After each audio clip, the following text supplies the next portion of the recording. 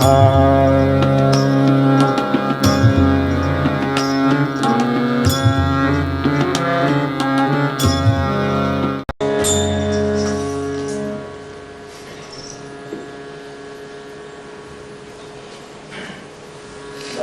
स्वरूपाकडे घेऊन जाणं हे खऱ्याच गुरुचं कार्य. पण आपल्या मनात काही कल्पना असतात आणि त्यानुसार गुरुनं करावं असं आपल्याला वाटतं आणि ते करणं त्याचं काम आहे अशी आपली समजूत असते. तर ह्याला काय करावं? गुरुचं खरं काम तुम्हाला स्वरूपाकडे घेऊन जाणे काय माणिकता असतासी मिळवलेले स्वरूप असतात येऊन येऊन म्हणाले त्याला स्वरूपाला नेणं त्याचं खरं काम. पण आमच्या मनात काही कल्पना असतात आमच्या काही आशा असतात त्यानुसार त्यांनी करावं याच्यासाठी आपण गुरुकडे येतो आणि तेच त्यांचं काम आहे त्याची आपली समजूत असते. हा एक मोठा माणसातला एक मोठा पेच प्रसंग आहे. एवढं काय जसं लोकसंग्रह करणाऱ्यांच्या पेच प्रसंगाबद्दल महाराज बोलले होते की ज्यांना उगवत आहे लोकसंग्रहाचा पेच विनोबा बोलले होते की लोकसंग्रहाचा पेशच आहे. लोकसंग्रह अनेकांना करावाच वाटतो पण ज्यांना तो करायची कुवत आहे त्यांना त्याची हौस नसते. ज्यांना लोकसंग्रह करायची हौस आहे त्यांची ती कुवत नसते. असलं काहीतरी जसं पेच आहे तसं हे पेच आहे सर्वत्र जीवनामध्ये. त्यातला हा एक पेच आहे की गुरुकडे कशासाठी जावं आणि गुरु आपल्याला काय. तर गुरुकडे आपण नेहमी कशासाठी जातो ते आपल्याला माहिती आहे. फक्त ते काय देऊ इच्छितात तर ते आपल्याला आपल्या स्वरूपाची ओळख करून म्हणून इथे काही बोर्ड लावून स्वरूप बोधाकडे वाटचा यावर्षी आपण काही बदल पाहिला त्याच्यामध्ये हा एक महत्वाचा बदल विचारला पाय स्वरूपाचा बोध होणं काम. आता स्वरूपाचा बोध होणं काय संतांचा मार्ग शिकणं काय आपण संत मार्ग हा कळून घेणे म्हटलं. आपल्या दुर्लभ नरदेहाचं आपण सार्थक करावं हे काय या तिन्ही अभंगांची पार्श्वभूमी शेवटी आपल्याला ते काय म्हणतात हे समजून घेण्याचं काम. मला काय समजून घ्यायचं हा वेगळा ते काय समजून घेतात देतात ते समजून घेणार ते काम आहे. हा त्याचा भाग त्यातला एक मार्ग म्हणून आपण समग्रता शिकतो. ही समग्रता आमच्याकडे असावी आज थोडासा त्रास आहे. थोडासा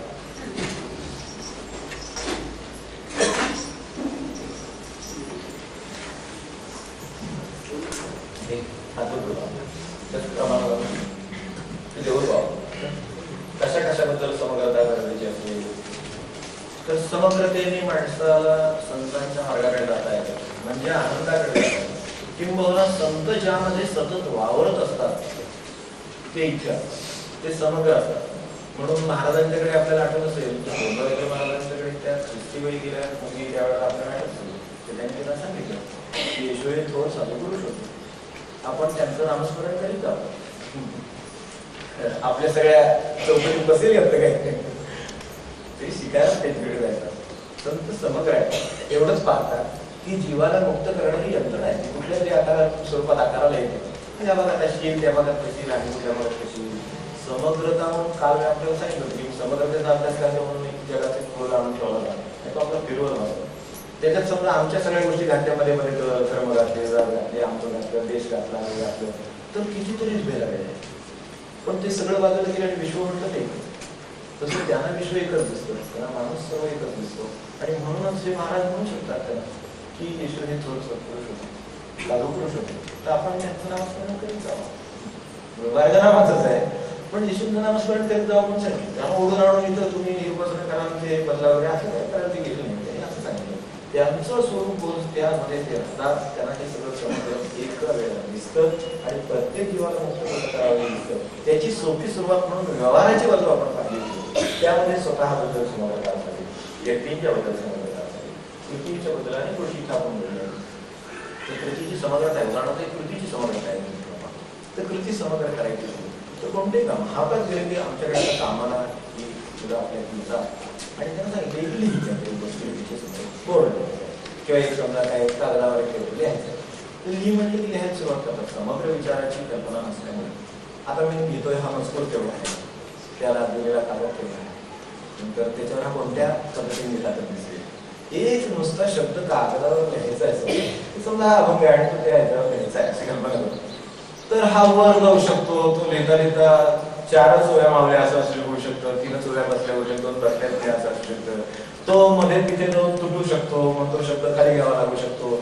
हे काहीही होऊ शकतं. समग्र विचार आलेला असला म्हणजे आपण नक्की काय करतो, त्याच्या मागे काय आहे, पुढे काय आहे, नंतर काय होईल, हे सगळं लक्षात घेणं म्हणजे त्याला आम्ही इंटेलिजंट वर्क म्हणतो साध्या भाषेमध्ये. तर तसं ते इंटेलिजंट वर्क म्हणतो, तर तसं करण्याची गरज असते. ते केलं म्हणजे माणसाचं काम होतं. कमी कष्टामध्ये आणि लवकरात लवकर आपलं स्थान जर गाठायचं असेल माणसाला, तर समग्राचा उपयोगी म्हणतो. या दृष्टीनं आपले सगळे अनुभव विचारात किंवा आपल्या क्षमता विचारात घ्या. अनेक वेळेला क्षमतेचा सगळा विचार झालेलाच नसतो आणि कामाला सुरुवात, अरे काम मी हातात घेतलं, मला एक वस्तू आहे, इथून ही उचलून पेटी तिथं न्यायची, इथून मी उचलू शकतो पण तिथंपर्यंतच नेऊ शकतो, तर मला याचा विचार आत्ताच करायला लागेल की तिथून पुढे कोण टीम येईल, त्याचं पुढे मला काय करावं लागेल, त्याला कोणाची मदत होईल का, होणार नसली तर मी इथून उचलणं योग्य होईल का. किती मनुष्याचे विचार आहे, इतकं जर मनुष्याने विचार त्यासोबत कल्पना करू आपण की अशा तऱ्हेनं आपण समजा हे विचार ऑटोमॅटिक होतात, त्या फार मोठ्या कष्टाचं नाही येते, पण हे समजा जर आपल्या मनात असं आलं तर व्यवहार किती दर्जाची होती याची आपण कल्पना करू. एखाद्या ऑफिसचं काम आहे तर त्या कामाचा दर्जा काय आहे, कोणत्याही माणसाच्या कामाचा आयुष्याचा दर्जा काय आहे त्याचा विचार करू. म्हणून ते 39 वर्षात हे विवेकानंद रामगंतू ते जे काही जे पालाकांकडे होतात का त्या समग्रतेने ते तिथे गेले. तर तसं आपल्या समग्रतेनं आपल्या आहे या ठिकाणी आपण तिथे जाऊ शकतो. आपल्या कामाचा विचार करताना अनेकदा म्हणून ते आपलं काम घेऊन साहेबांसमोर घेतले की साहेब म्हणतात अरे बाबा हे घेतले की राहतात तुम्ही होणार का तुमच्याकडनं संध्याकाळला, त्याला म्हणत लागेल तुम्ही करायचं ठरवलंय पण आजचा दिवस त्याच्यासाठी योग्य नाही, त्यापेक्षा आज दुसरं काम महत्वाचं आहे. हे सगळं जे त्याच्या मनात येतं काय कोण म्हणत नाही. कोणत्याही काम करण्या माणसाचा दुसरा माणूस, आपण जे काम करतो त्यापेक्षा दुसरा कोणताही, तर त्याच्याकडे गेले तर दुसरे व्ह्यूज करतात आणि ते कळले की मग त्याला समोर जाईल. मग ही आहे ती काय करायचं ते आपण बघू शकतो. तर हा झाला व्यवहाराचा भाग. परत आपण बघतो तर कुटुंबाच्या बाबतीत असं असू शकतं, समाजाच्या बाबतीत, धार्मिक संस्थांच्या बाबतीत, निसर्गाच्या बाबतीत, निरपेक्ष व्यवस्था कशी आहे काय इथं आपण आलो. आता थोडासा उपासनेची समग्रता आहे आपल्याला इथे शिकायला. गेल्या वेळेला आपण त्याचा काही भाग थोडा परिचय व्हावा म्हणून शिकवतो. त्याचे थोडेसे तपशील जे आपल्याला शक्य होतील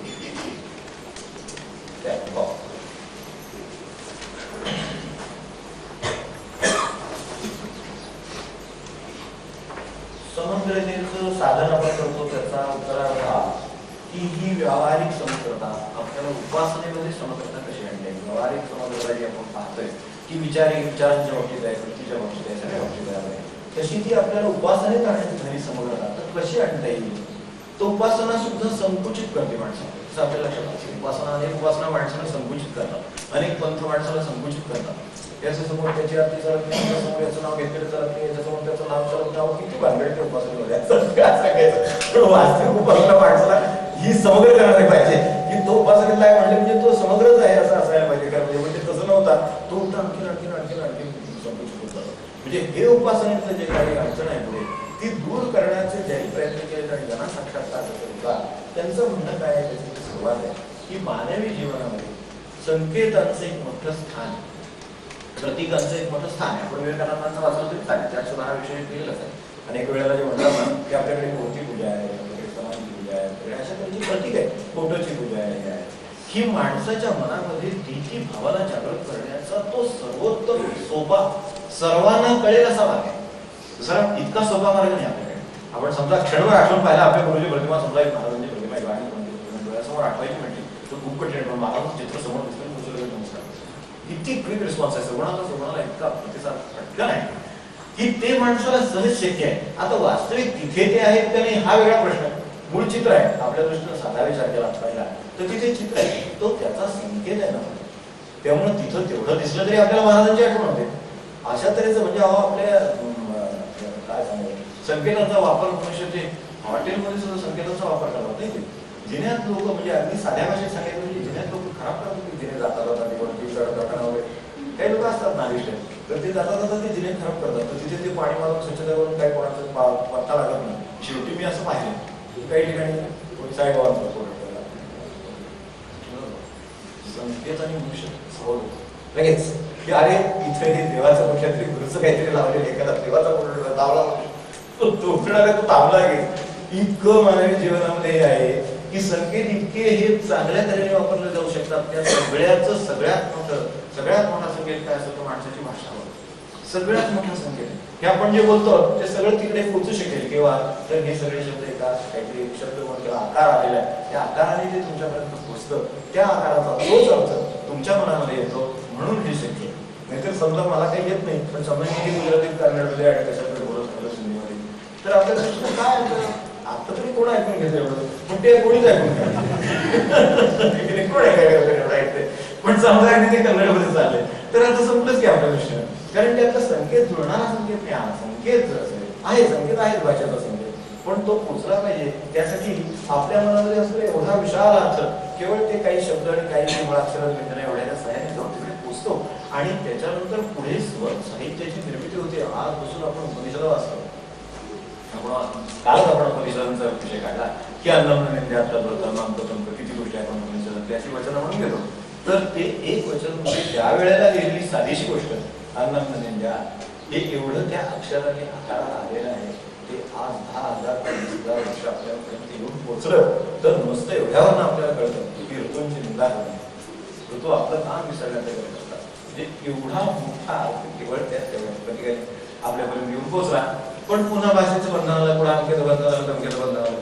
या संकेतांचं एक मोठं स्थान सगळं जे आपलं काम चाललेलं आहे त्याच्या पुढे थोडंसं मूळ स्वर लक्षात घेतला तर स्वराच्या पुढे आपण त्याला मग काहीतरी आपण आता हे शब्द नाही शब्द एक चाल आहे समजा काहीतरी वाजवली तर मनामध्ये लगेच त्या अभंगाचे शब्द मनात यायला तर त्या अभंग कुठला आहे मनात येऊ लागेल. मग तो अभंग आला की आणखी त्याच्यात आणखी भर पडते आपण असं आपल्याला अर्थ जाणवायला लागतो आणि सगळं पुढे जातो आपण. तर अशा तऱ्हेनं त्याच्यात जसं संकेत आवडे त्याच्यात पुढचं आणखीन काहीतरी जोडलं की झालं पुढे. पण मूळ स्वराचा संकेत आहे, स्वर आनंद निर्माण करतोच आपला, त्याच्यात आणि शब्द घातला की आणखीन आनंद निर्माण होतो. समजा ते आपल्याला कळणारं गाणं असेल, कळणारा अभंग असेल तर आणखीन आनंद होईल. तर हे पुढे आणखीन आनंद वाढवून जाण्याचं काम आहे. त्याच्या खाली खाली खाली मूळ आलं, आणखीन काय आलं, खाली आलं काय आहे तर विश्वनिर्मितीचं म्हणजे या सगळ्यांचं मूळ काय तो मूळ ध्वनी आहे. म्हणून या लोकांना बघा कृष्णमूर्ती म्हणायचे की मला त्याच्यातलं दगडातला ध्वनी ऐकूया, झाडातला ध्वनी ऐकूया. तर हे शक्य तर त्या त्या ठिकाणी ध्वनी सगळीकडे ध्वनीमय खरं सांगायचं ध्वनीमयच विश्व आणि कधीतरी आता विज्ञान जाऊन तिथे पोहोचेल त्यावेळेस आपल्याला त्याची खात्री होईल. विश्वनिर्मितीचं मूळ हे ते जो ध्वनी निर्माण झाला तो कुठे निर्माण झाला तर त्याचा काही संकल्प असला पाहिजे, तिथे तो ध्वनी निर्माण झालेला आहे. असं एक साधारण या संकेतांची निर्मिती ध्वनी म्हणजे त्याच्यामुळे त्याला दिलेला शब्द त्या ध्वनीला आकार दिला गेला. नुसता ध्वनी आहे. आता समजा मनुष्य एखादा आहे, आजारी मनुष्य आहे, तर तो कणतो, तर कणलं की नाही की त्याला बरं वाटतं. कोणीतरी आणि जवळचं घरातलं आलं तर मग आणखी जोरातच कळतो. शांत विचार एकटा पडलेला असतो त्यावेळेला काय ओरडत नाही. पण समजा जवळचं कोणीतरी आलं आई आली आणि कोणी घरात आलं बायको आली आणि मुलगा आला की त्याला जास्तच कळणार. कारण काय तर कळणं म्हणजे दुःखाची गोष्ट आहे, कारण त्याला वेदना होतात म्हणून तो कळतो. पण ते कळल्यानंतर त्याला आनंद होतो, कारण तो ध्वनी आहे ना तो मूळ आनंदातून निर्माण करेल.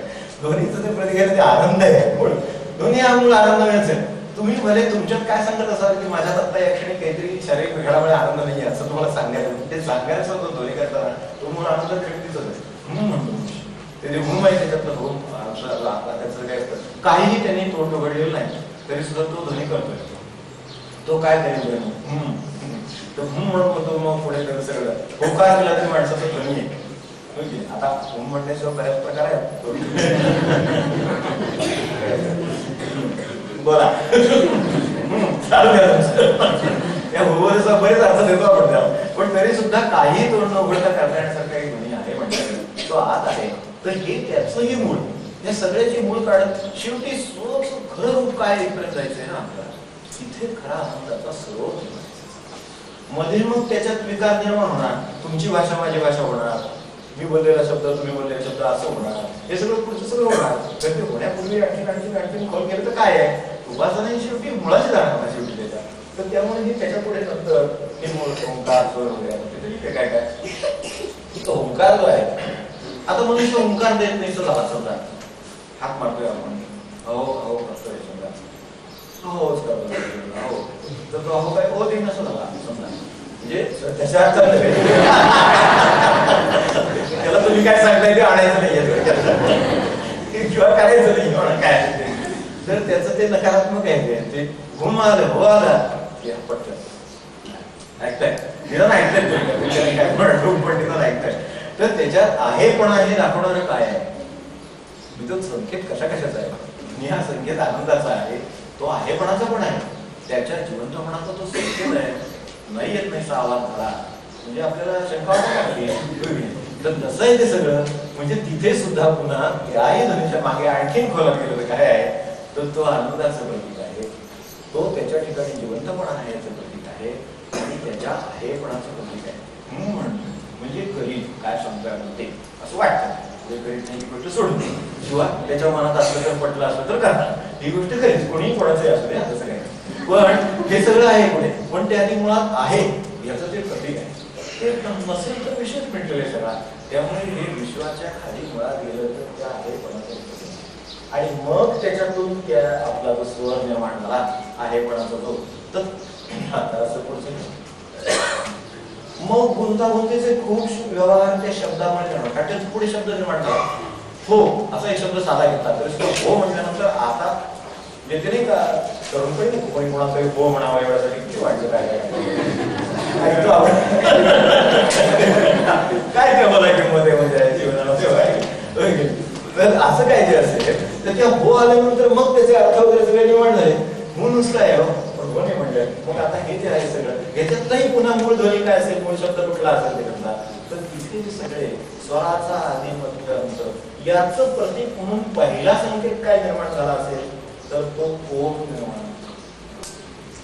याचं कारण असं की जिथून ध्वनी सुरू झाला तिथे त्यातला पहिला अक्षर निर्माण माणसाला म्हणायचं आहे आणि तिला तोंड मिटून म्हटलं असं काय त्याला करताय, जीभ काय टाळलं लावून म्हणताय माणसाला एकदमच म्हणावं लागतं. त्यामुळे जिथून माणसाचा फक्त कळणार आहे आता मूळ ओंकाराचं स्वरूप वगैरे पण मुळामध्ये माणसाच्या स्वरूपामध्ये जिथून कुठून निर्माण झालं तिथे नाही, तो त्याच्याशिवाय नाही. आणि सगळं बोलणं बंद करण्यासाठी ध्वनी थांबला तर त्याचा संकेत शेवटी मध्ये बोट मिळून ओम तर तो तिथं निर्माण झाला. याचा संकलित स्वराचा सगळ्याचा अर्थ म्हणजे हा. तेव्हा मूळ स्वर जो आहे तो संबंध आहे. तुम्ही बघितलं यातला अ आहे उदाहरणार्थ आकार, म्हणून अक्षराणाम अकारवस्मी भगवंताने माझी विभूती कोणती सांगितली, अक्षराणाम अकारवस्मी. आणि का तर बघा तुम्ही कुठलीही पुढची सगळे आपल्या स्वरमालेमध्ये सागर हो हे आपण आपल्या भाषेमध्ये बोलत असलो तरी सगळ्या भाषेमध्ये लागतो. आता भेद वगैरे विसरून जाऊ आपण, संतांच्याकडे भेदभावाचे ना स्थान, तर तेवढं लक्षात ठेवून आपण हे सगळे विचार करूया. याच्यात जिथे तिथे शब्द काय काही येतील ते सगळे अत्यंत सावधानतेने एका विषय समजून घेण्याच्या दृष्टीने वापरलेले असं लक्षात ठेवून लक्षात घ्या. तर त्याच्या पुढे आता समजा क आहे, ढ आहे, काय आहे, तो समजा जरी एखादा मनुष्य ढ असला तरी तो ढचा पाय मोडलेला असतो. त्यात भगवंताचा तो अमिसळल्याशिवाय ढ होत नाही. म्हणजे मला समजा उद्या तुम्हाला असं म्हणावं लागेल आता काय कळलं हा मनुष्य ओंकार अभ्यासा ढ आहे तर तुम्हाला म्हणायचं होतं त्याच्यात मिसळायला लागेल. ही सगळी योजना परतंत्र आहे, स्वर स्वतंत्र आहे, कारण तो निर्माण झालाय म्हणून तो अगदी भगवंताच्या जवळ आहे, कारण तो निर्माण झाला. त्याच्यानंतर मग सगळं पुढचं आपलं म्हणून संगीत अत्यंत जवळ आहे. म्हणून आपण बघा तुम्ही ज्यावेळेला आपण संगीताच्या आता हे नुसतं भजन आहे पण माझा तो गुरु असा अंतर चार वगैरे ते सगळं ऐकताना इतका आनंद होतो कुठल्याही गुरुचं स्वरूप हेच असतं असं आपल्याला.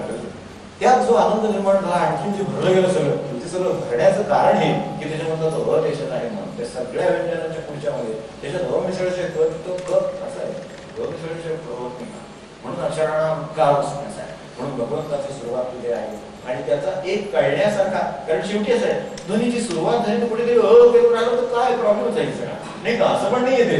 तो पुढे कुठेतरी थांबेल ना, तो ध्वनी बंद होईल ना, तो बंद कुठे होईल तर मग बंद होईल.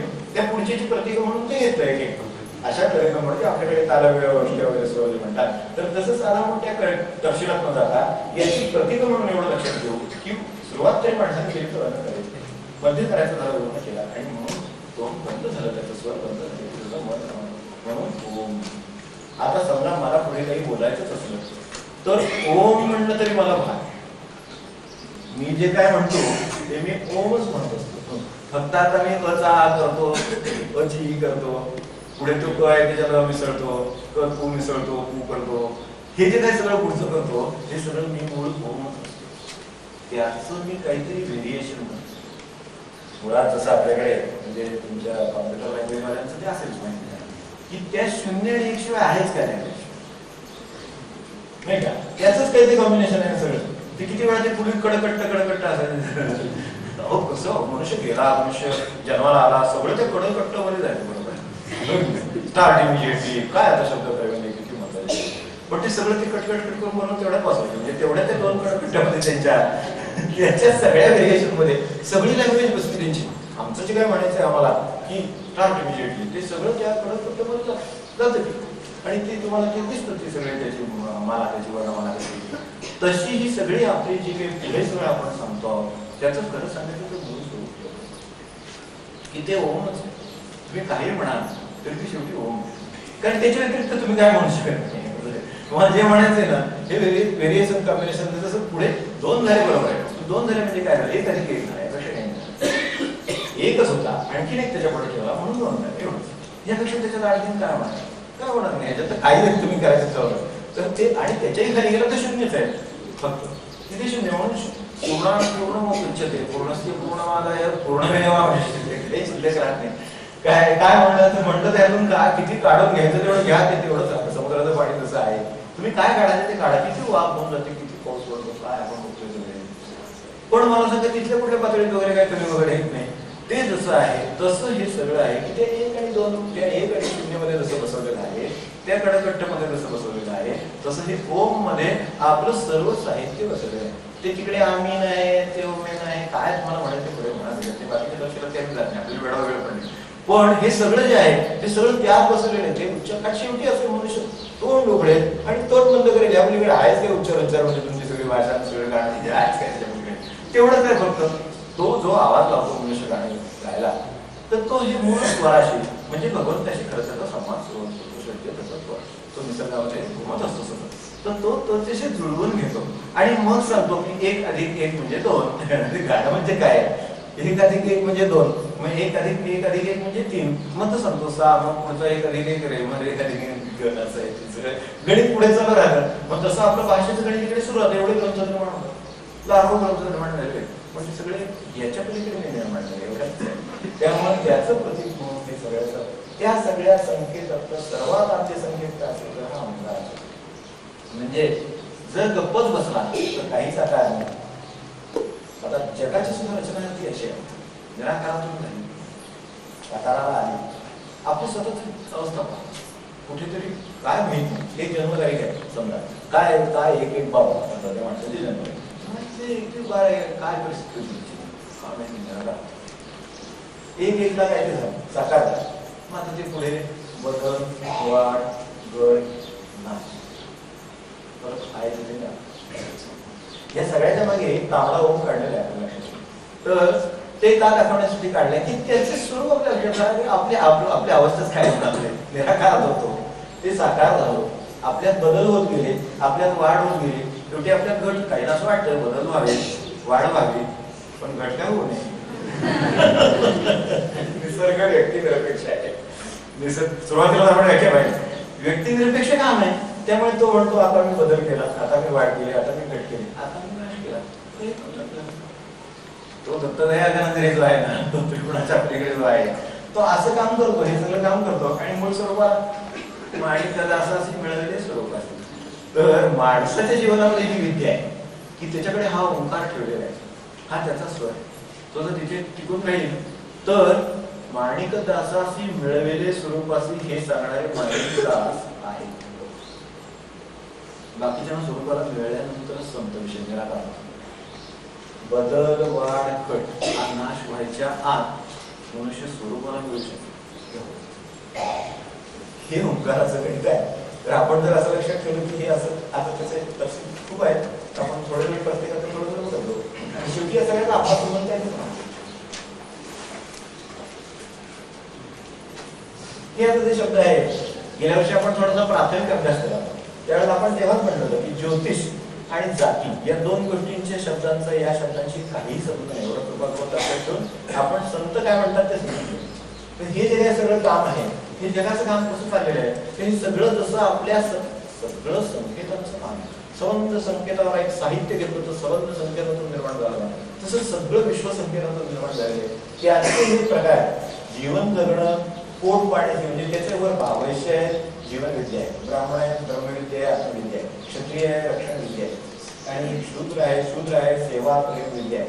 याच्यामध्ये याचा जातीशी काही संबंध नाही. कारण या पुढचं जीवन विद्या प्रत्येकाला पाहिजे, आत्मविद्या प्रत्येकाला पाहिजे, रक्षण करण्याची विद्या प्रत्येकाला पाहिजे आणि सेवेत परिवर्तनही प्रत्येकाला पाहिजे.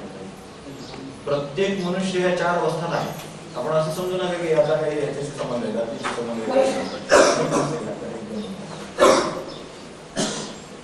मनुष्याची सातत्यानं प्रगती सुरू आहे. एका देहापुरता विचारच करू नका. त्यांचं म्हणणं असे की एका देहापुरता विचार करणं हे समग्रतेचं लक्षण नाही. हे फार very short view of life. तो फार एका आकाराला आलेल्या जीवनाचा आपण विचार करता. आपण आकाराला पण फार मोठी, आपण नंतर म्हणूनच जीवनात कोणाची गाठ का पडली काही कळत नाही. ज्याची गाठ पडावी अशी वाटते त्याची गाठ पडत नाही. तसं होतं ना. पण काही काही वेळेला ज्याची गाठ पडू नये असं वाटतं त्याची पण पडते. एकमेकांची का गाठ पडली हेही लक्षात येत नाही. त्याची कारणं मागे असतात आणि पुढे काहीतरी व्हायचं असतं. किंवा आपल्याला हा जो 3 काळांचा अंदाज नाही त्याच्यातल्या, किंवा 3 ठिकाणचा जो अंदाज नाहीये, त्यापोटी फक्त समोर दिसतो तेवढ्याच विचार आपण करतो. वास्तविक असं कुठेच नसतं. आपला साधा विचार घ्या. समोर आपण समजा आपण भेटकावाने बोलणं चाललंय की एवढीच का वस्तू आहे, त्याच्या मागे काहीतरी आहे, त्याच्या पुढे काहीतरी आहे. हे जर आपल्या व्यवहारात आहे तर जगाच्या व्यवहारात काय असेल आणि माणसाच्या जीवनामध्ये काय असेल, तर तसं ह्या सगळ्या हे ओळखलंच आहे. जरा पुढे जरा प्रसाद नाही असं ते केलं.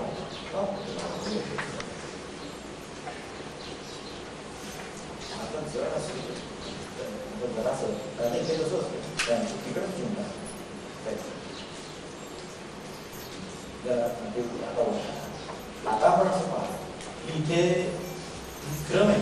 राशी सुद्धा कशा क्रमाने निर्माण होत गेलेलं. राशी म्हणण्यापेक्षा माणसांचा एक गट आहे, तर तो गट निर्माण झालेला आहे. आता हे राशी म्हणजे म्हणून राशी होतं. गेल्या आपण त्याचा अभ्यास केलेला आहे, त्यामुळे विचार काय पडत नाही की माणसाची साधारण स्थिती कोणती आहे हे दाखवणारा, म्हणजे त्या बाबांच्या भाषेत सांगायचं झालं तर माणसाच्या वासनेची प्रगतीची किंवा वासनेची स्थिती दाखवणारी गोष्ट आपल्याला कळण्यासाठी म्हणजे रास. एवढं राशीचे आहे. बाकी आपण काय बाकीचा विचार त्याचा नाही केला आहे. तर त्याच्या हिमेश्वर आहे इकडे. मग ते क्रम कसा जातो बघा की ही ओंकाराचा जो मकार आहे इकडून तिकडे जो हे ओंकारच्या त्या अ आणि मचं प्रतीक आहे आणि वरती तो आपला ओंकाराचा ओम दाखवण्याचा शेवटचं वरचा आहे अर्धचंद्र आणि बिंदूवरचा. तर हे जे सगळं आहे याच्याविषयी आपण पुढे बघणार आहोत. तर याच्यातल्या मकार जे पूर्ण झाला तिथून काहीतरी सुरुवात झालेली आहे. कारण त्याच्याशी सुरुवात नाही होणार. समजा मी तुम्हाला सांगायला आरंभ केला तर मी सांगायला आरंभ केलेला आहे असं वाक्य संपलं की आपल्या लक्षात येणार की आता काहीतरी सांगायला आरंभ केलेला आहे. तेव्हा तो स्वर ज्या वेळेला पूर्ण झाला तेव्हा काहीतरी निर्माण होईल. मग इकडचा जो मकाराचा जो ओम मधला जो म आहे तिथं काहीतरी निर्माण झाले. तिथे 1 आहे, वर तिकडे 2 आहे, तिकडे 3 आहे, इकडे 4 आहे, इकडे पुन्हा 5, इकडे 6, इकडे 7, इकडे 8. आपण जसे बाट दाखवले त्याच्यावरती त्या क्रमाने या राशींची रचना होत गेलेली आहे असं आपल्या लक्षात येईल. या राशी त्या त्या तत्वाच्या का आहेत तर ही तत्व येतं का खाली पुढे ही तत्व आहे. आता थोडस ते व्यवस्था करू फार त्यात गेलं तरी चालेल. तर आज जे या थिअरीज आहेत आपण आता विज्ञानाच्या थिअरी थोड्या तर विज्ञानाच्या थिअरीमध्ये काय आहे की सगळा हा अग्नीचा गोळा शांत झाला आणि मग काहीतरी आकार आहे ते त्यांना त्यावेळेला कळले. त्यांचं म्हणणं असं आहे की मकार जेव्हा झाला तेव्हा विश्व आकाराला यायला म्हणून तिथून अग्नीपासून सुरुवात आहे. त्याच्यानंतर तो अग्नीचा गोळा थंड झाल्यावर भूमी होईल ना, मग कुठेतरी जल निर्माण होईल आणि मग हे सगळं झालं आणि मग वायू आणि म्हणजे याच्यामध्ये 2 प्रकारचे क्रम आहेत. एक वरून असा जाणारा क्रम आहे आणि दुसरा मगाशी दाखवला त्याप्रमाणे अग्नी भूमी जल आणि वायू असा क्रम आहे. याचा सगळं आपल्या जीवनाशी संबंध काय ते पण बघायचं. हे सगळं नुसतं असं शास्त्रीय काय बघायचं. आता आपण क्षणभराला माणसाचा विचार करू. माणसं जन्माला आली वरचं सोडून देऊ. 2 प्रकारच्या गती आहेत. एक गती सांगितली त्याप्रमाणे अग्नी भूमी जल वायू अशी आहे. मेष अशी ती गती. असं करत त्या 12 राशीच्या 12 ठिकाणी गेल्या. तो मनुष्य त्याप्रमाणे राहील. ठीक आहे. ते तत्व आणि त्या राशींचा विषय झाला. माणसाची आत्मस्थिती निराकाराची जी आहे ना ती बोल इथून तो जन्माला आला तर तो आपण आपल्या दृष्टीनं जगाच्या संकल्पाचा विचार केला त्यावेळेला आपण ओम झाला त्यावेळेला मध्ये ते आपण अग्नितत्व आलं तिथून मग भूमी आणि मग जल आणि मग पाणी असं सगळं निर्माण झालं असं आपण पाहिजे. तर तसं हे वरचं जगाची निर्मिती झालं. आपली स्वतःची निर्मिती आपण विचारात घेऊ की आत्मस्थिती आहे. इथून मनुष्य आता खाली जातो. या सगळ्याचे क्रम कसा आहे. आता ओंकाराचे आपण साधे आपल्या दृष्टीनं जीवनातले 2 भाग सांगितले. एक अशी गती आहे आणि दुसरी अशी गती आहे. ती गती आपल्याला नेहमी परिचित असते. आकार काढतो आपण, उकार काढतो, मग काढतो आणि मग ओम करतो आणि तो आपल्या दृष्टीने ओंकाराचा विचार पूर्ण होतो, कारण आपण ते प्रतीक केलं त्याचं या भाषेमध्ये केलं. याला भाषा नाहीच आहे खरं. ओंकार हा कुठल्या भाषेतला आहे म्हटलं तर कुठल्याच भाषेतला नाही. आता पुढे आपण तो आपला आहे म्हणून आता मिळवायचं म्हणजे सोडतो, पण प्रत्यक्षात त्याला काही भाषा नाही आहे, म्हणूनच ते प्रतीक आद्य प्रतीक आहे सगळ्यांचं. तर त्याच्यात आता आत्मस्थिती. आता इथे जो मनुष्य म्हणजे त्या भूमीच्या तत्वातला मनुष्य असेल तो तिथून खाली सुरू झाले, बाण सुरू झाले, तर खाली निघाला. वरून खाली आल्यावर झाला त्याचा मग झाला, मग वर गेला आणि मग पुन्हा आत्मस्थिती झाली. ही माणसं साधारणपणे स्वविचार प्रवृत्ती माणसाच्या प्रगतीचे हाल आहे. सर्वसाधारण मनुष्य पहिला स्वार्थी जन्माला आला तो काही जगासाठी रडत नाही. तुम्हाला आठवते का? फार तपशिलात असते, पण पहिल्यांदा रडतो की ध्वनी व्हावा म्हणून केवढी हे आहे माणसाची. मेमेला त्याला हे लावतील म्हणते ओंकार करावा जी अपेक्षा आहे, ध्वनीशिवाय काही नाही, म्हणून ध्वनी मूळ आहे सगळ्यांनी. तर तो ध्वनी नाही झाला एखाद्या मुलाचा जन्माला आला म्हणजे काय होतं आपल्याला माहितीये, हो की नाही, काम फुटतो सगळ्यांना बाकीच्या. तर अशी परिस्थिती आहे. त्यामुळे ध्वनीतून निर्माण काय झालं ते अशी आठवण झाली म्हणून सांगतात. पण समजा जन्माला तर तो कशासाठी रडतोय, तर तो स्वतःसाठी रडतो. तो त्याचा जो आहे ना तो स्वविचार प्रवृत्त आहे. आता दुर्दैवाने असं होतं, माणसाला संधी आहे पण कलेचे मनुष्य जाईपर्यंत स्वतःसाठी रडत. त्याला काय करायचं, एखादा आकारात जन्माला आले बरोबर आहे, हो म्हटलं गेले विचार होणार नाही. त्यामुळे पहिल्या स्थितीमध्ये मनुष्य आला हे बरोबर आहे, पण आता तो ठीक आहे, त्याला जीवन जगवायचं, त्याला पाणी पाहिजे, त्याला दूध पाहिजे, हे बरोबर आहे. म्हणजे तो स्वतःसाठी आत्मविचाराला आत्मविचार सोडून दिवस स्वविचार म्हणून कळायला सोपं आहे.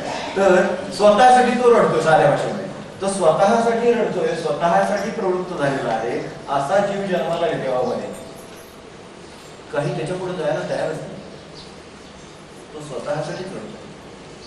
माझं शिक्षण, मला पैसा, माझी माझे व्यवहार, माझं घर, माझं सगळं, माझी व्यवस्था आणि माझी व्यवस्था शेवटी स्वविचार प्रवृत्त जग आहे एखाद्याचं. हे असं जग असू शकतं. आपण बघतो आजूबाजूला अशी माणसं आहेत की जी स्वतःसाठी करतात. त्याच्या पुढे थोडंसं जर प्रगती झाली तर आजूबाजूचा विचार असतो म्हणून ही जी गती आहे ती खाली अशी तुम्ही बघा. आता नाही याचा संबंध आपल्या तत्वांशी कसा आहे, तो भूमीचं तत्व आहे. वरून टाकला एखादा दगड तर वर तिकडे नाही जाणार, खाली कारण ह्यामध्ये सूक्ष्मतेचा संबंध आहे. तर ते सूक्ष्मतेचा संबंध आहे, त्यामुळे ते वर टाकलं ते खाली आलं. तर तसं मनुष्यांचं कसं होतं की तो खाली येऊन पडतो, तो जगात टाकला एकदा तो स्वतःच्या पलीकडे दुसरं तिकडचं हे सुद्धा बघत नाही. जलापर्यंत सुद्धा जायला तयार आहे. पण जलतत्वामध्ये की ते खाली टाकलं तर पाणी खाली जातं हे बरोबर आहे, पण खाली जेव्हा समतल राहायचा प्रयत्न करतो ते आजूबाजूला सरकतात. त्याला जेवढी जागा असेल, जेवढं शक्य असेल तेवढं ते आजूबाजूच नाही समान राहायचा प्रयत्न करेल. वरून डोंगर पडला खाली आणि समान राहण्यासाठी सपाट झाला वगैरे असं काय होत. तो डोंगर आहे कसं राहणार, दगड टाकलं आहे कसं राहणार, तशी माणसं आता समजा एखादा जलतत्वाची प्रगती त्याची झाली तर त्याचं काय होईल, तो खाली पडेल, कारण अजून त्याला वर जाण्याची क्षमता नाही आहे, तो खालीच पडणार.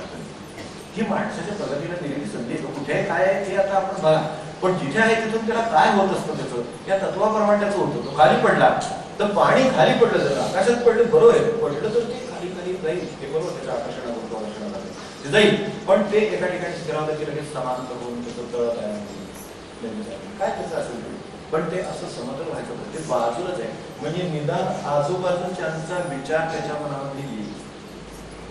थोडीशी जलतत्वाची प्रगती झाली, थोडं सूक्ष्म आहे ते, त्यामुळं ते सूक्ष्म झालं म्हणजे थोडीशी सूक्ष्मता ही माणसाची प्रगती आहे. आज तुमचे सगळे हे आणून मग परमाणू मग आता काय आणखी निघाले मग ते सायन्स अमुक सायन्स तुम्ही करून आता नॅनो सायन्स वगैरे असं नाही. अधिक सूक्ष्म जसं होत जाईल त्याची प्रगती आपण आपल्या जवळ थोडं सूक्ष्म झालं जाईल. तर तसं सूक्ष्म झालं तर मनुष्य हा पहिल्या टप्प्यातून दुसऱ्या टप्प्यात आला तर जलतत्वाच्या टप्प्यात आला. तोच अग्नीचा स्वभाव बघा की अग्नीची ज्वाळा लावली आणि खाली आपली पडते एक दोन असं नाही. जरा नुसतं तुम्ही आग पेटली काळी पेटली तरी वर जातो. हा फरक त्याच्यात आहे, कारण ते सूक्ष्म ते लगेच वर जायचं पासून वर जाऊ शकत नाही, पण जायचा प्रयत्न. तसं उन्नतीचे विचार आणि प्रयत्न माणसाचे ठिकाणी हे सगळं एका जन्मात करता येतं माणसाला. देव भेटे याची देही हे करता येतं, पण काय करायचंय आणि काय झाले नक्की कोणाला कुठे आहे आपण कुठे आहोत याची कल्पना यायची असेल तर. म्हणून काही काही माणसांना असं वाटतं बघा की कशासाठी सगळं करायचं. एकदम चांगला फ्लॅट आपल्याला समजा आता हे एकदम उत्तम कर वातावरण बंगला वगैरे बांधणं बाग बी करायला छान आपल्याला स्वतःला वाचता येईल असं काहीतरी करावं. खावं प्यावं राहिलं तर दुसऱ्याला द्यावं वगैरे. माणसांची रचना दिसते याच्यामध्ये. आणि अशी माणसं तुम्हाला 1000 माणसं घेतली तर विभागता येतील बरोबर की 50 इकडे ती 100 तिकडे ती 200 इकडे ती 300 इकडे असं तुम्हाला विभागता येतील. अशी माणसं दिसतील की आजूबाजूचा विचार करणारी पण दिसतील. आणि दिसणार नाही तसं नाही. ओंकार आहे तो असं कधीच आढळणार नाही की एक समाज एकत्र गेला आहे त्याच्यामध्ये सगळे राजकारणाला गेले. शक्य नाही. अहो सगळे दगड शक्यच नाही आहेत. होय की नाही. सगळं अगदी शक्यच नाहीये. सगळं जेवढं शक्यच नाहीये ते सगळं मिळून आहे. त्यामुळं त्याच्यातली ही प्रगती आहे की जशी त्या अभिनत्वामध्ये वर जाण्याची सारखी क्षमता आहे म्हणून तो उन्नतीचा प्रयत्न करतोय. तो बाजूच्यांचाही विचार करतो पण स्वतःच्या उद्धाराचा प्रयत्न करतो. उद्धाराची दिशा वरची आहे माणसाची त्याची प्रयत्न झाले म्हणून अगदीचे प्रयत्न झाले. त्याचा हलकेपणा आला. दगडापेक्षा पाण्यामध्ये हलकेपणा सूक्ष्मपणा आला. दिशा बदलता आली नाही पाण्याला पण अग्नीला दिशा बदलली. तो स्वतः जे बदलेल त्याच्याबरोबर ते जलाचं सुद्धा प्रयत्न करून ते करून वाप करून द्या एवढी क्षमता आहे. म्हणजे त्याच्यामध्ये दुसऱ्याचा सुद्धा उद्धाराचा प्रयत्न करण्याची क्षमता आहे. म्हणून वर जाईल उन्नत स्थिती आहे आणि त्याच्यावरची ही उन्नत स्थिती ही उन्नतीचे विचार आणि प्रयत्न आणि वायूला कुठेही कधी काही जाईल वरही जाईल बाजूलाही जाईल आकाशातही जाईल. तो कितीपर्यंत वर आहे आपण आता हे आता आपले लेयर्स वगैरे सगळं सांगतो पण तो वर कितीपर्यंत याची तशी कल्पना येत. म्हणजे जास्तीत जास्त उन्नतीचा प्रयत्न किंवा शेवट म्हणजे भगवंत आपल्यापेक्षा तर तिथपर्यंत वायुतत्वाची क्षमता आहे. आपल्याला अशी अपेक्षा आहे की नक्की कुठे आहे ते बघावं. तिथून पुढे जरा काय करायचं ठरवावं. कसं आहे ते कळायला पाहिजे. मग यात आपल्याला याच्यातलं काय काय येतं. याच्यातला हलकेपणा किती आहे. याच्यातलं सूक्ष्मपणा किती आहे. सुखाचा विचार दुसऱ्याचे किती आहे. आपल्या नुसते सुखाचे विचार करून सुद्धा जगाची प्रगती म्हणून तर सगळे नुसते संपत्ती गोळा करून सगळं होत नाही. ठीक आहे संपत्ती गोळा करून सगळ्यांना वाटली समजा अशी कल्पना होती. सगळी आम्ही नेहमी म्हणतो ना की भारताची एकूण संपत्ती आणि भारताची एकूण माणसाची बेरीज केली सगळ्यांची आणि जर एकमेकांना भागलं तर प्रत्येकजण श्रीमंत आहे असं गणिताने दिसेल. गणिताने दिसेल बरोबर आहे. संपत्ती म्हणजे साधारण संपत्ती म्हणतो की सगळीच तर ती सगळी सगळ्यांना पुरणार आहे. पण मग ते आपल्याकडे सिद्धांत म्हणतात इक्विटेबल डिस्ट्रीब्युशन व्हायला पाहिजे इक्वल डिस्ट्रीब्युशन व्हायला पाहिजे नाना तरा देतात निघतात. तर हे सगळं त्याला सुखी करता येईल किंवा भगवंत करता येईल. कारण ज्यांच्याकडे पैसा आहे तो मनुष्य इतका समाधानी आहे किंवा भगवंत आहे असं काही दिसत नाही. म्हणजे तिथं घोटाळा आहे. नुसतं हे सगळं विभागून चालणार नाही. त्याला उद्धाराचे प्रयत्न वेगळे आहेत आणि ते त्याचे प्रयत्न ह्या अग्नितत्वातून सुरू झाले की त्याच्या पुढचे अधिक प्रयत्न झाल्यानंतर उन्नत स्थिती आहे की सतत तरंग एवढं त्याला शक्य आहे. म्हणजे जे व्यवहाराच्या बाजूला आहेत त्याही पुढे आहेत आणि ज्या परमार्थाच्या बाजूला आहेत त्याही पुढे आहेत पण भगवंत नाही. भगवंत करायला आलं ते टिंब तेवढं त्याचा याच्याशी काय संबंध नाही. त्या तत्वाची रास नाही. हे खालच्या तत्वाच्या राक्षस आहे आकाश तत्वाची कारण हा सूर्य भगवंत ते काहीच नाही. कारण वाऱ्याचं असं आहे की वाऱ्याची गडबड पण आहे. वारा खाली पण नाही. दगड खाली टाकल्यावर जातो वारा काही खाली जाऊ शकत नाही. एक वेळ अग्नी खाली जाऊ शकणार नाही पण वारा खाली जाऊ शकतो अशी गडबड आहे. म्हणून तो सर्वत्र व्यापून उरलेला आहे पण त्याच्या पलीकडे भगवंताची जी स्थिती म्हणून आत्मा स्थिती आहे ती वेगळीच आहे. त्याच्यासाठी सुद्धा ते वाऱ्याला कष्ट करायला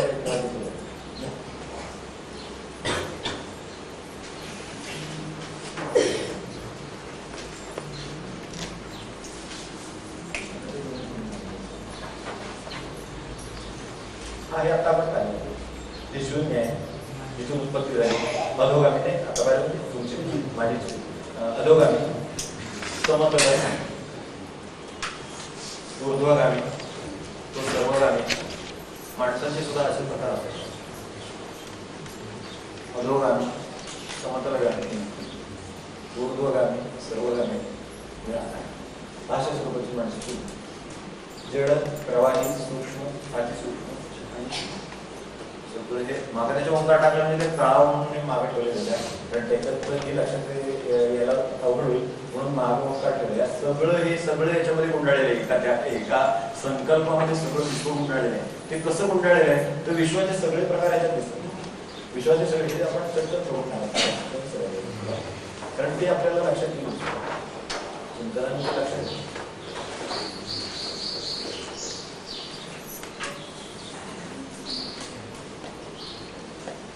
तो नाद निर्माण झाला बघा म्हटलं.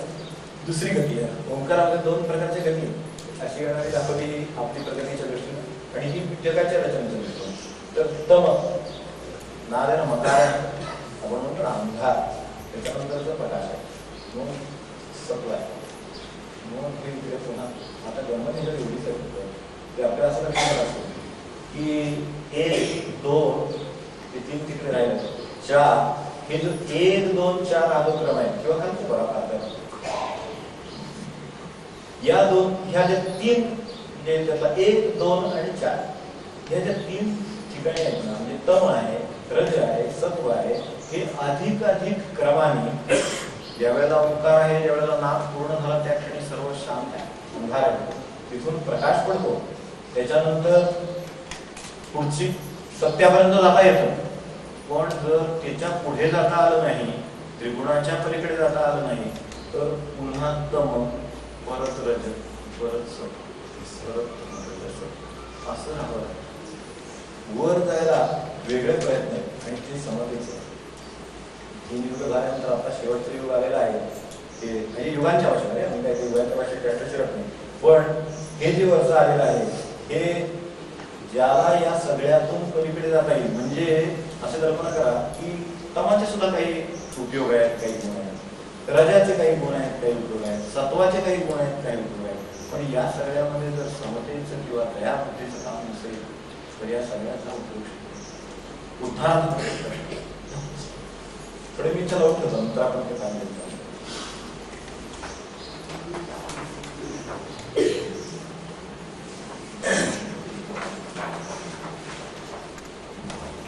आणि आपण आपले व्यवहार करतो तेव्हा हे जे काय ओंकाराचं आहे त्यामध्ये किती प्रकारच्या गोष्टी आपल्याला कळतील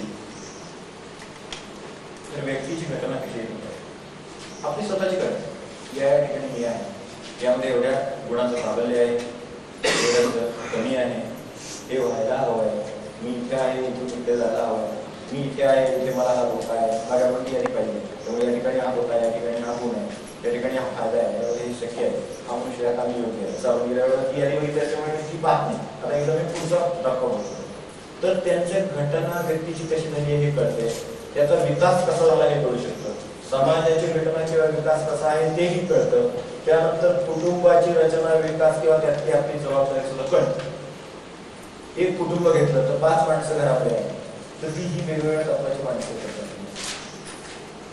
सर्वसाधारणपणे असतात एखाद्या ठिकाणी तत्वाची माणसं त्यात सुद्धा असू पण ते कुठेही असले तरी त्यांना जसं मागे असलेल्या तत्वाच्या माणसाला आपल्या तत्वापर्यंत आणणं आणि दोघांनी मिळून त्याच्या पुढच्या तत्वापर्यंत जाणे ही आपली जबाबदारी आहे तशी कौटुंबिक जबाबदारी आपली काय आहे विचार करू बघा आजचा थोडासा त्रास होणार आहे तुम्ही आपल्याला आधी कल्पना दिली त्याची वेळ होणार आहे तर या सगळ्याचा व्यवहारिक उपयोग काय ते पण बघायचा आहे तर हे सगळं याचं हे का असं तर याची कौटुंबिक सुद्धा स्थिती माणसाची करू शकते कौटुंबिक स्थितीमध्ये एखाद्याचं काम बरोबर नेमकं कोणतं त्याचं आहे माझं स्वतःचं काय काम आहे बाकीच्यांचं काम ठरवलं माझं काय काम आहे ते मला बरोबर माझ्या त्या तत्वावरून करू शकते माझ्या राशीवरून करू शकते नसेल तर माझ्या स्वभावाच्या प्रमाणे ठरवलेल्या काय जर झालं माझा त्या ओंकारामध्ये कुठे असेल त्यावरून करू शकतं मी समजा जर त्या मकाराच्या ठिकाणी आहे तर मला उद्धाराचं काम माझं स्वतःच्या उद्धाराचं आहे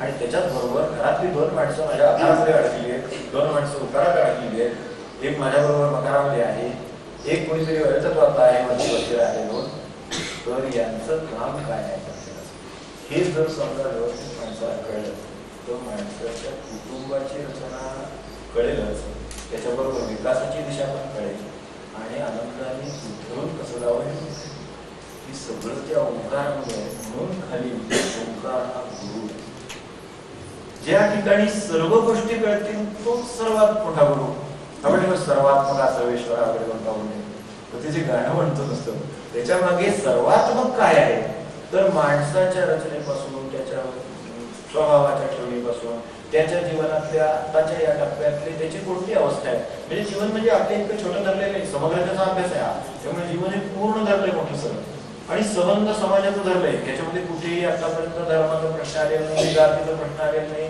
कशाचे प्रश्न आले मग सांगितलं ते वर्ण त्यांची कामं आहेत ती आम्ही हे काम करतो ते शूद्र वर्णाचं काम करतो आणि ते बरोबर आहे. आमचं सेवा हे कार्य आहे. आम्ही जर सेवा नाही करू तर हे पहिलं सगळं केलेलं आमचं वाया जाईल आणि आम्ही सेवेला अंतर्गत म्हणजे समजा मी मिथुन राशीचा आहे तर माझं सेवेचं काम आहे ते त्याची राशीचं काम आहे की सेवा ते राहिले नाही तर त्यांना वर्षटिंब काढता येणार नाही. जो जिथे आहे ते काम त्याने नाही केलं त्याच्यात ते काय याच्याशी संबंध नाही आहे. आपण हे मधलं सगळं रचना आहे सगळं मधलं जे आहे ना सगळं हे सगळं नंतरचं निर्मिती आहे. मूळ निर्मिती काय आहे ते गुणधर्म विभाग अशा त्यातले गुण कोणते आणि त्यातला वर्ण कोणता त्याच्याबद्दल ही चर्चा झाली. ही चर्चा याच्याबद्दल चालली नाही कुठल्या समाजाबद्दल चालली नाही. आणि म्हणूनच गेला भेदभावासीना स्थान त्यातला कोणत्या ह्याच्यात आता काय श्रेष्ठ आहे म्हणून ठरवायचं ठरवतं. श्रेष्ठ काहीच ठरवता येत नाही. प्रत्येक जण कुठल्या तरी स्थितीत आहे असं ठरवता येतं आणि त्याचं काहीतरी कार्य आहे हे ठरवता येतं. त्याचं स्वतःचं काम आहे ते काम तो अधिक चांगल्या तऱ्हेने करू शकतो. तो त्या उपकाराच्या ठिकाणी असेल तर विद्येचं कार्य त्याला अत्यंत अनुकूल आहे. ते सगळं करू शकतो. पण विद्येचं कार्य केलं पण शेवटच्या तत्वाचं जर मी त्या समतेपर्यंत नाही पोहोचलो तर माझं उपयोग नाही. हे प्रत्येक तत्वाचे कार्य आहे. म्हणून जिथे मूळ ठिकाणी गेला तर याचं मधलं सगळं नाही समजलं आणि फक्त मूळ स्वरूपच होतं. म्हणून ओम हा गुरु एवढ्यासाठी आहे की ज्या गुरुकडे गेल्यानंतर सगळ्याचा साक्षात्कार आपल्याला झाला. मी एखाद्या शास्त्रज्ञाकडे गेलो तर तो रसायनशास्त्र मला रसायनशास्त्र समजून देईल बरोबर पण त्याला मी अर्थशास्त्राचा प्रश्न विचारला तर तो म्हणेल की काय बाबा आपण एक स्पेशलायझेशनची येऊ नाही करायचं. तो म्हणतो मला घ्यायचं माहिती ते पोटाचं व्रत तुम्ही ते बरं असं नाही का सगळ्या गुरूंचं जसं व्यावसायिक जसं हे आहे तसं हे सगळ्या गुरूंचं सुद्धा असं आहे की त्या विषयातला गुरु आहे. तो म्हणेल संगीतातलं काय तुला वाटलं तर मी सांगतो पण तुझं मला उद्या उपकरण समजून विचारलं मी कसं सांगतो. असं जसं आपल्याकडे सगळीकडे थोडं थोडं त्या विद्येपुरतं त्या विषयापुरतं असं आहे हे सगळं त्या ठिकाणी. ओम हा खरा गुरु काय आहे त्याच्या संबंध त्या ओम हा गुरु आणि पुढे त्याच्याबद्दल तसं जर लिहिलेलं नाही की ओम हा गुरु काय तो हा असा आहे तो सगळ्याच ज्ञान तो युगाचं ज्ञान देतोय तो जगाचं ज्ञान देतोय तो सगळ्या तुमच्या रचनेचं ज्ञान देतोय तुमच्या कार्याचं ज्ञान देतोय तुम्ही कुठे आहात हे सांगतोय तुम्हाला कुठे जाता येईल हे सांगतोय तुमच्या कुटुंबाची परिस्थिती काय हे सांगतो तुमच्या समोर मानव जातीची अवस्था काय ते सांगतो तुम्ही कुठे जाणार आहात हे सांगतोय. हे सगळं जर सांगतो तिथे सर्व गोष्टीचा साक्षात्कार होतो. म्हणून त्याला सर्वज्ञानाचा मूळ साकार श्रेष्ठतम मार्गदर्शक आकलनीय आणि प्रेरक असा संकेत आहे. म्हणून हे सगळ्याच तो प्रेरकच आहे. कुठे असं तरी तुम्हाला प्रेरणा देईल. कारण तुम्हाला सांगितलं या ठिकाणी तुम्हाला हे काम सोपं आहे लवकर लक्ष घाला उद्धरून राहा असं प्रत्येक ठिकाणच्या माणसाला तो सावध करतोय कुठे आहे. प्रत्येक ठिकाणी माणसाला कुठे जायची दिशा लागेल हे सगळं एका ठिकाणी मिळतं आणि संबंध समाज रहस्य आपल्याला कळतं. हा असा का वापरतो तो तसा का वापरतो या जरा बघितलं तरी लक्षात येतं. हा असा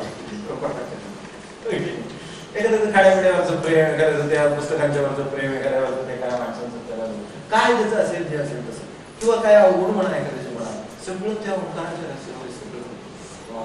म्हणून आपण किती अभ्यास करावा तर त्याचं तर संबंध निसर्गाची रचना ह्यात लक्षात येते. संबंध निसर्गाची रचना आपण पाहिलं की कसं आकाराला आलं मग ते गोळा थंड कसा झाला ते असं कसं झालं म्हणून या 3 गती दाखवल्या. तुम्ही इथून तिथे जाऊ शकता. म्हणजे आत्ताच्या सांगण्यामध्ये एकूण 3 प्रकारच्या गती आहेत आपल्या लक्षात. 1 2 3 4 अशी गाणी हे आपण राशींच्या अवस्थेप्रमाणे अशी अशी अशी आणि अशी गाणी हिची रस्ते सगळे सांगायला म्हणजे खरं सांगू तर वेळ नाही आणि एवढं आपल्याला त्रास पण घेण्याची इच्छा आहे. पण कधीतरी काही आवश्यकता आपल्याला वाटली किंवा चर्चा करण्याची गरज आली तर आवश्यक होते. अशा 2 प्रकारच्या गती सांगितल्या आणि 3ऱ्या प्रकारची गती सांगितली की इकडे ते तम आहे इकडच्या बाजूने इकडे तम आहे ते रज आहे म्हणजे सत्व आहे पण याच्या पलीकडे गेला नाही तर वायुतत्वाची गाठ नाही पडणार तो समतेत जाऊ शकणार नाही. 3 गुणात फिरत नाही वर नाही जात आहे. असं जगामध्ये किती त्रिगुणातली माणसं दिसतात याच्या पलीकडे जाणारी माणसं दिसत संत तिथे आहे. संत वायुतत्वाचे कारण का ते 3 गुण ओलांडून पलीकडे जातात. म्हणूनच तर तिथे सगळ्यांचं स्थान आहे. भेदभावासीन स्थान आहे सुखाचं स्थान आहे दुःखाचा विसावा आहे सगळ्यांना सर्व कल्याणाचा ठेवा आहे ते सगळं काय आहे तर ते तिथं आहे.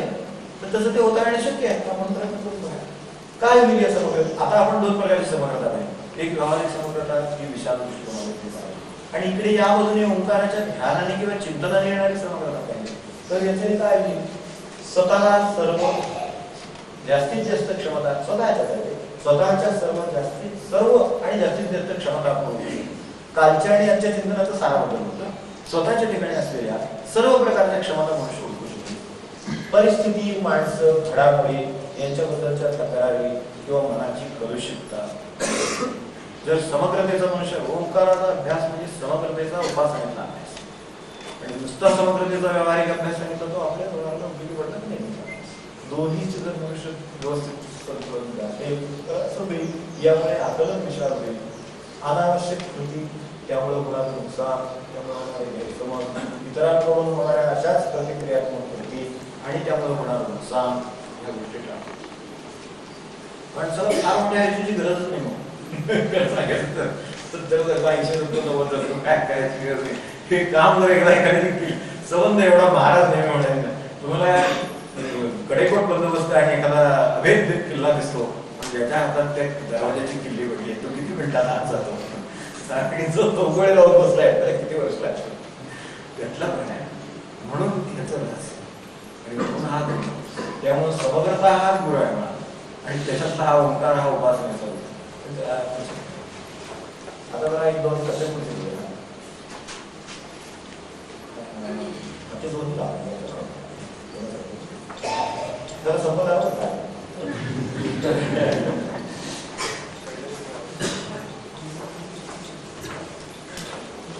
वेळेची खरोखर एकदा जर समग्रता माणसाला कळली असेल तर वेळेची अकारण काम करतात. अधिक विधायक आणि तीच शक्ती, तोच वेळ, तीच माणसं सगळ्यांना वापर शक्य होतो.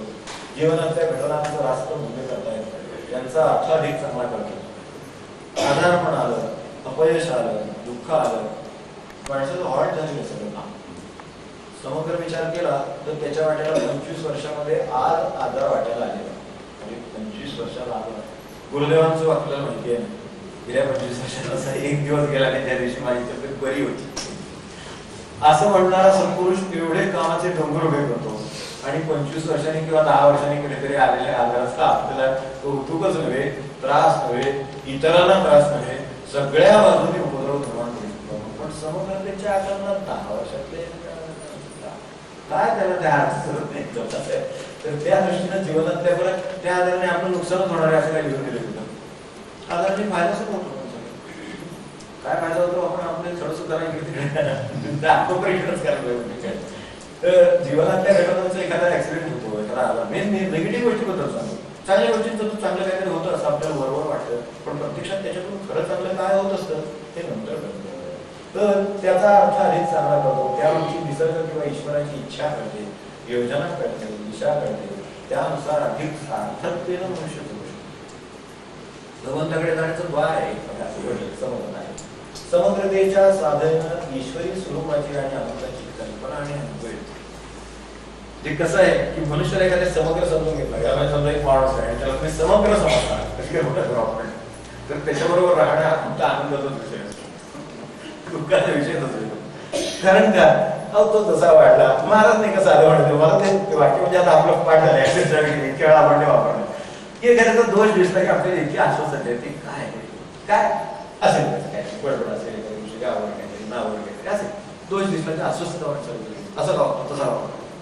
ते कसं म्हणायचे बाबा, म्हणायचे आपल्याला जेव्हा महाराज म्हणायचे तसं की तो ज्या परिस्थितीत वाढला त्या परिस्थितीत तुम्ही वाढला असता तर तुम्हाला हा दोष लागला नसता अशी तुम्ही खात्री देऊ शकता का? ही एक वाक्याने म्हणायचं किती प्रश्न सोपवले तुमचे सुटले सुटलेच प्रश्न सुटले. कारण का तो ज्या परिस्थितीत वाढला, समजा एखादे म्हणजे वाईट अर्थाने म्हणत नाही, पण समजा एक गुंडगिरीचीच घडली आणि एखादा त्या जन्माला आला आणि वाढला तर त्याच्या तोंडात गिळणारच किंवा. पण आता ज्या वेळेला तो सभ्य समाजात कुठे तो चांगला समाज म्हणून जातो, चांगलं वाईट काय ठरवणं कठीण आहे, पण समजा एक बदललेला दुसऱ्या कुठेतरी समाजात गेला आणि त्याच्या तोंडून एखादा शब्द बाहेर पडला, बघू तुला ठेवलं असं तिथे लहानपणी म्हणजे काय झालं असतं असं नाही का. असं एकदा जर लक्षात आलं, हे तर फार मोठं उदाहरण सांगितलं, पण छोटी उदाहरणामध्ये ज्यावर संघर्ष आहे त्यावेळेस जर माझं तुला जर थोडंसं पाहिलं त्याच्यात समग्रता म्हणजे आता तुला पाहण्याचं आहे, ते जर पाहिलं तर अरे हा दोष आपल्याला ह्याच्यापेक्षा आधी लागला असता, सहज लागला असता, याला खूप लवकर घालावा आपल्याला खूप वेळ लागला असता असं वाटेल. आणि मग आनंदाचा अनुभव, आनंदाचा अनुभव नाही काय, तर हे सगळं कल्पना येईल आणि ईश्वरी स्वरूपाचे आणि आनंदाचे आणि कल्पना आणि अनुभव ही सगळीकडे जे चाललेलं आहे त्याच्यामध्ये आज जे विसंवाद आपल्याला दिसतात, परमार्थाचं सर्वात मोठं काम काय आहे तर अंतर्बाह्य विरोध. जीवनात. आज आपल्या जीवनामध्ये काय त्रास किंवा दुःख कुठे मिळेल आत आणि बाहेर कोणीतरी विरोध. त्यामुळे जे मला असं वाटतं ते तसं घडतं ते वाटायला येतं म्हणजे विरोध असं आहे ना सगळं. म्हणून तर हा सगळा प्रश्न आहे. मला जे नको आहे ते वाटायला येतं, हवा आहे ते वाटायला येत नाही. म्हणजे थोडक्यात विरोधाने ठरलेलं जीवन झालेलं आहे. म्हणून त्रास आहे. संवादाचा जीवन असेल तर काहीच त्रास नाही माणसाला. तर तो ईश्वरी संवाद आहे. संवाद आपल्याला कल्पना येत नाही. तो संवादाची जर कल्पना आली, ईश्वरामध्ये विरोध वगैरे काही नाही, सगळं व्यवस्थित चालेल. Mathematically perfect. बाबासारखं म्हणायचं ना तसं की ते वर्ल्ड इज मॅथमॅटिकली परफेक्ट. ते अगदी अत्यंत बरोबर चाललेलं आहे. माझं काम आहे बरोबर करण्याची कुठं गरज आहे? त्याचं काम त्याला बरोबर करण्याची गरज आहे असं आम्ही पहिली समजत आहे. तसं काही नाहीये. माझं काम मी बरोबर करण्याची. मी आता ओळखलं ना काम, ओंकार पाहिला, तत्व पाहिजे, स्वरूप पाहिजे, माझी अवस्था पाहिजे, कुठे जायचं पाहिजे, हे सगळं लक्षात घेतल्यानंतर जर माझं काम मी बरोबर केलेलं असेल तर जगामध्ये काही चिंतेची भाग काढणार नाही. जगामध्ये काही घडत त्यामध्ये काही घडत झाले. अजून आज लाखो वर्ष जग आहे, अजून किती लाखो वर्ष राहील काय त्याच्यामध्ये आपल्या स्वतःच्या विचाराने काय करू पाहिजे? मीच कसं सुरू व्हायचं हाच प्रश्न. I am not suitable to the world. मला जे सुटेबल नाही असं वाटत असते. म्हणजे जसं ऑफिसमध्ये प्रत्येकाला वाटतं की मी जी किंमत केवढी, मला काय काम वाटेल असं वाटतं, कुटुंबाला वाटतं सगळीकडे. त्याच्यापेक्षा मी खूप चांगल्या परिस्थितीत सर्व म्हणजे असायचा वगैरे काय तर तसं काही वाटत नाही. ईश्वराच्या जीवनामध्ये बरोबर आहे.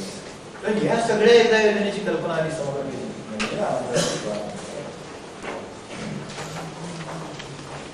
जर समजा ओंकाराचा आता हे उपासनेची बाजू बरोबर उपासना आपण तर याच्यातले सगळ्या वेळापासून माणसाने एक ओंकाराचं ध्यान मनुष्य करतो. त्याच्यामध्ये काय आलं या धर्माचा प्रश्न आहे, जातीचा प्रश्न आहे, देशाचा प्रश्न आहे, काय स्वभाव उच्च नीच भाव, प्रगत भाव, श्रीमंत भाव काय होते असतात, उपासनांचे भेद, पंथांचे भेद, दैवतांचे भेद खरं सांगायचं तर कितीतरी निर्माण होतात. हे सगळं शून्य करायचं सामर्थ्य समजते. हे सगळं म्हणून तर महाराज म्हणू शकतात साधू करू शकतो इतकं सहजपणे. ह्यात जे आहे सगळं अंतरचालक त्रिभुवन पालक सकल असे जीवन रे पासून देवणीवर पर्यंत मिळविले स्वरूप इथपर्यंत सगळं वर्णन जसं तसं आपल्याला हे ओंकाराच्या पासून साध्य करतो. एक त्या म्हणून तो होणार गुरु का तर तो गुरु हे तुम्हाला सर्व सध्या करून दे. थोडस ओंकाराचं चिंतन करत उपासना केले. आता ज्या अर्थी हे 3-4 ठिकाणी वेगवेगळ्या तत्वांचे लोक बसतात त्या अर्थी त्या तत्वांच्या उपासना नाही काढणार. मी नाही तो कुठेतरी त्यात बसलोय गाडीचा डबा आहे म्हणजे माझाच काही डबा जोडला इंजिनला सगळे गाडी जोडलेले प्रत्येक डब्यामध्ये माणसं बसली त्याच्याप्रमाणे ती मागे पुढे कुठे ते आहे सगळ्यांना गाडी चाललेली आहे. असं आहे ह्याच्यापेक्षा त्यात गैरहजर करण्यासारखं काही नाही की कुठल्याच प्रकारमध्ये करण्यासाठी मला ही समजलं कशी करता येईल आपल्या दृष्टीने. ते झालं मोठं झालं. आज थोडंसं प्राथमिक होतं कापडे व्यवहारिक होते. आज समोर त्याची उपासनेची आणि टाकून तर स्वतःच्या क्षमतांचं खरोखर आपल्याला आपण खूप काही समजून घेऊ शकतो. कारण असं असतं की आपल्या तो मुलगा म्हणजे मागे आम्ही नेहमी म्हणतो तसं आपल्या हातापाशी सुटल्यावर आपल्याला ती पडल्यानंतर कुठली तर असं होणारच असं वाटतं. ती मुलाच्या हातून पडल्यावर कसं वाटतं डोळे कुठे का लक्ष कुठे आहे काम काय पण आपल्याला हे समजून घेण्याची क्षमता आहे. स्वतःला कसं व्यवस्थित समजून घेतो आपण जबाबदारी घेऊन करू शकतो, समर्थन देऊ शकतो. हे सगळं आपण जर आपण करू शकतो तर आपल्याजवळ क्षमता खूप आहे.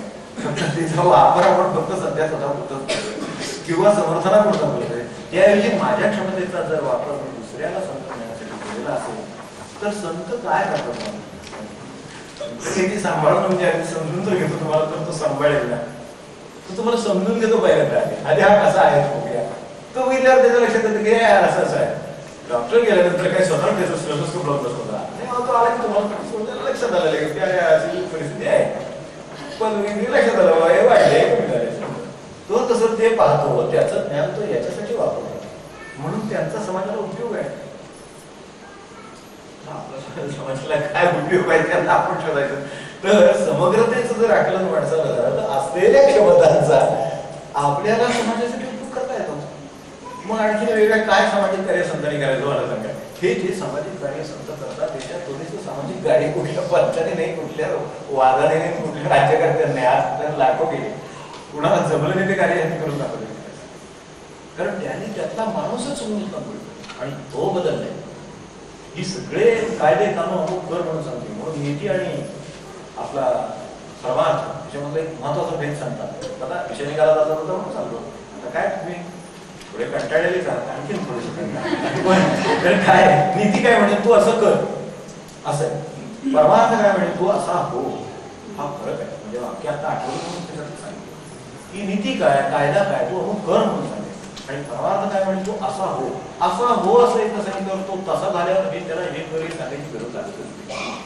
माणूसच बदललेला आहे, त्याला दान करून सांगायची गरजच वाटत नाही. त्याला एकदा कळलं की अरे आपण मित्राच्या साह्यावरती जगतो, त्याला पुढचं सांगायला नको इतरांना मदत कर. त्याला एवढं समजून दिल्यानंतर त्याचंच मूळ केंद्र बदलल्यानंतर त्याला हे वेगळं सांगावं लागतं की राम कर म्हणून काय म्हणजे गरजच लागत नाही. एवढं सांगितलं तू असं करत असतो, पण परमार्थ म्हणजे तू असा हो होण्याचा प्रश्न आहे, प्रत्यक्ष परिवर्तनाचा प्रश्न आहे. त्यामुळे तिथे परिवर्तन झालं की सगळं परिवर्तन झालं. तर अशा तऱ्हेने स्वतःच्या मध्ये असलेली ही क्षमता आहे. माणसाच्या परिवर्तनाची सर्वोच्च झेप भगवंतही आहे. माणसाच्या परिवर्तनाची सर्वात उच्च झेप काय असेल तर भगवंतही आहे.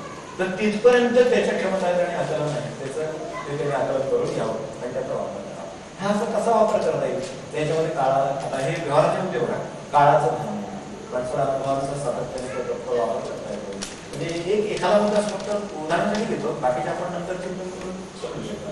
तर काळाचं भान आहे. एक मनुष्य आज माझ्याशी असा वागलेला आहे, तो माझ्याशी भूतकाळात बराच काही वागलेला आहे, मला काळाचं भान आहे ना, मग मी असं म्हणू शकतो हा ठीक आहे आज माझ्याशी नाही बरोबर वागला, तो माझ्याशी 25 वेळा बरोबर वागला, मला तर काळाचं भान आहे. हे पशुपक्ष्यांना किंवा एखाद्या पशुला घ्यायला नसेल भान नाही, ते ह्याला प्राण्याला नाही कळत ते काळाचं भान, पण मला कळतं. मग काल परवा परवाचा काय असेल तुझं वागलाय, तर त्याच्यामध्ये आजच्या वेळेला सांगितली 25 वेळा वागलाय, 25 वर्ष छान आहे, 25 वर्ष नाही, 25 वर्ष. मग हे काळाचं मला असलेलं भान मी वापरलं तर समजलं नाही. मग मला सांगा आपल्या घरात संघर्ष किती राहतील किंवा एकूण समाजात संघर्ष किती राहतील. मूळ प्रश्न सर्व त्याचा आहे. जे काळांचं भान एक लावून दाखवलं होतं, या बाकीच्या सगळ्या क्षमता आहेत. अनुभवांचा सातत्याने तत्पर वापर आपण करू शकतो. सर्व इंद्रियांच्या अनुभवांचा विचार करू शकतो. माझ्या डोळ्यात दिसला, तुझ्या डोळ्यात दिसलं, पण तुझ्या कानालाही ऐकावं लागतं. बरोबर आहे.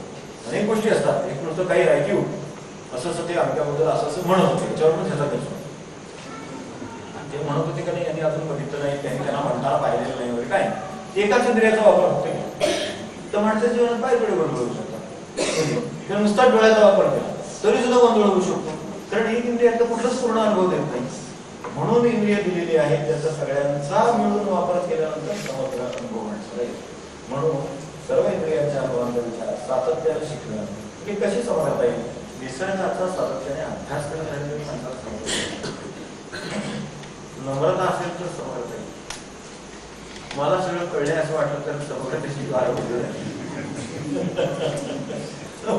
काही कळलेले बरं का ते आताच सांगतो. मला हे सगळं कळलेलं नाही, फक्त काय कळलं किंवा कसं डोळ्यासमोर दिसलं ते सगळं हे आपल्यासमोर कळलेलं यावं. तर त्याला दुसरं आणखी उपासनेच्या बाजूने ओंकाराची थोडी उपासना, ओंकाराचं सगळं ध्यान आहे ते केलंय. यांनी तरी चालले तरी एक चार मोठा लावला, त्यामुळे हे सगळं एकत्रित करून मांडले. तर त्याचं थोडंसं आता काय होतं, एकत्रित खूप गोष्टी आल्यामुळे काही वेळेला सगळ्या एकदम लक्षात येते. वेगवेगळ्या करून घेतल्या आणि वेगवेगळे समजा आणि समोर एक एक ठेवत गेलं की बुवा जडाकडून सूक्ष्माकडे आपला प्रवास सुरू आहे असं समजा एका दिवशी उदाहरण द्या. लक्षात केलं अरे आपल्या जडाकडून सूक्ष्माकडे काही चाललंय का प्रयोग काही जीवनात काही आहे का तसं तसं असेल तर भगवंतापर्यंत जाईल ना, निराकारापर्यंत जाणार जातो. तर त्याच्यासाठी हे माझं चालू आहे का असं असं जर केलं वेगवेगळं तरी सुद्धा आपण उपासना म्हणून थोडंसं ओंकाराचं ज्यांना हे असेल कला असेल किंवा ते शिकून घ्यायचं असेल तर त्यांनी तसं करून बघावं. कारण त्याचा एक स्वतंत्र परिणाम ओंकारात आहेच. माणसाच्या ठिकाणी म्हणजे मेंदूपर्यंत सर्व प्रकारच्या यंत्रणांना जीवन देण्याचं आणि उन्नत करण्याचं सामर्थ्य ओंकार होतं. तर तो करून पाहून आपण अनेक ठिकाणी अभ्यासामध्ये ओंकार असतो तर प्रेमी चालेल. तर त्याचा थोडासा अभ्यास त्याचं थोडंसं चिंतन जरी होत राहिलं नसतं ओंकाराचं. आता वेगवेगळ्या स्थिती सांगितल्या माणसाच्या, सत्वरच्या प्रमाणे सांगितल्या, प्रगतीच्या सांगितल्या, स्वतःचा स्वार्थप्रवृत्त, दुसऱ्यांचा विचार करणारा, थोडासा उन्नत विचार करणारा, उन्नत स्थितीला गेलेला, अशा तऱ्हेचे विचार हे सगळे जर आपण करत राहिलं तर या ओंकाराचं चिंतन म्हणजे आहे. त्याच्यासाठी गुरु उपदेश श्रवण सत्संग तर अशा तऱ्हेनं हा ओम हा गुरु आहे म्हणून त्यांनी हे समोर ठेवलेलं आहे. त्या ग्रंथाला एवढंच नाव आहे ओम हा गुरु. आता आपण भाव आरसा ठेवाय प्रतिबिंब आपलं